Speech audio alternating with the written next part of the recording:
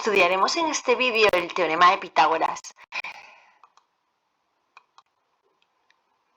Antes de que os explique en qué consiste el teorema de Pitágoras, necesitamos recordar qué tipos de triángulos existen.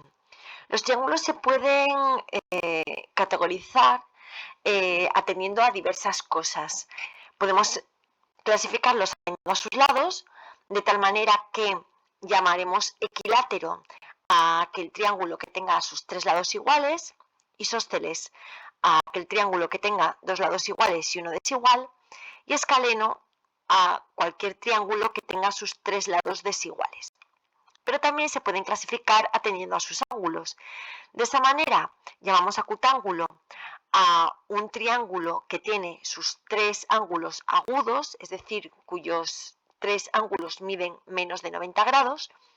Llamaremos rectángulo a aquel triángulo que tiene un ángulo de 90 grados, un ángulo recto, que como podéis ver los ángulos que son rectos se denotan así, en vez de con un cuadradito en el ángulo que es el que es recto, y los triángulos obtusángulos, que son los que tienen un ángulo de más de 90 grados.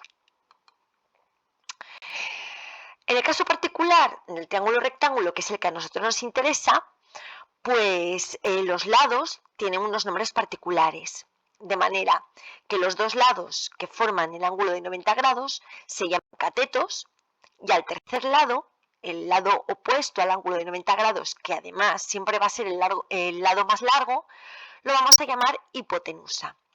Tened cuidado con la posición en la que se ubican los triángulos, porque el ángulo recto sigue siendo el recto, esté colocado donde esté colocado. Entonces no os dejéis engañar por la posición del triángulo. Fijaros siempre quiénes son los lados que forman el ángulo recto, y esos serán los catetos, y el tercer lado será la hipotenusa. Pues resulta que en todos los triángulos rectángulos existe una relación entre las medidas de sus lados, y esa relación es la conocida como el teorema de Pitágoras, porque es a Pitágoras, aunque seguramente fue alguno de sus discípulos de la escuela pitagórica, a quien se le atribuye este descubrimiento. Y es que en cualquier triángulo rectángulo, absolutamente cualquier triángulo rectángulo, se verifica que el cuadrado de la hipotenusa es igual a la suma de los cuadrados de los catetos. Se dice que cuando tres números verifican esto, constituyen una terna pitagórica. Por ejemplo, los números 3, 4 y 5 son la terna pitagórica más pequeña que hay. ¿Por qué? Porque 5 al cuadrado es igual a 3 al cuadrado más 4 al cuadrado. Efectivamente, 25 es igual a la suma de 9 más 16. ¿Para qué vamos a utilizar el teorema de Pitágoras? Bueno, pues el teorema de Pitágoras lo podemos utilizar, por un lado, para calcular uno de los lados de un triángulo rectángulo cuando conocemos los otros dos.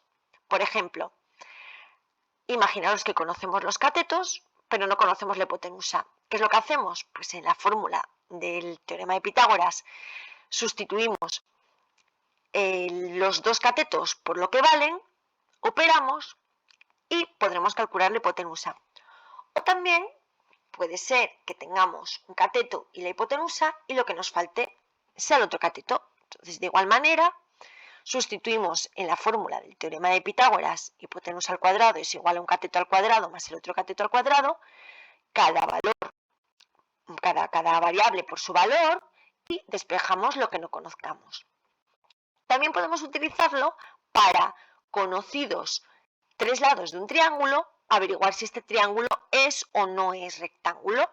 Y un triángulo será rectángulo si esos tres lados verifican el teorema de Pitágoras, y no lo será si no lo cumplen. Por ejemplo, ¿es rectángulo un triángulo de lados 6, 8 y 10? Pues lo único que tengo que hacer es ver si 6, 8 y 10 son una terna pitagórica, o sea, si cumplen el teorema de Pitágoras. Y diréis, bueno, ¿y cómo sé cuáles son los catetos y la hipotenusa?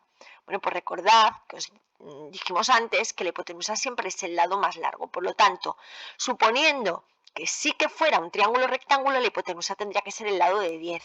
¿Qué hago? Sustituyo en el teorema de Pitágoras y tengo que ver si es verdad que 10 al cuadrado es igual a 6 al cuadrado más 8 al cuadrado. Y efectivamente sí se verifica.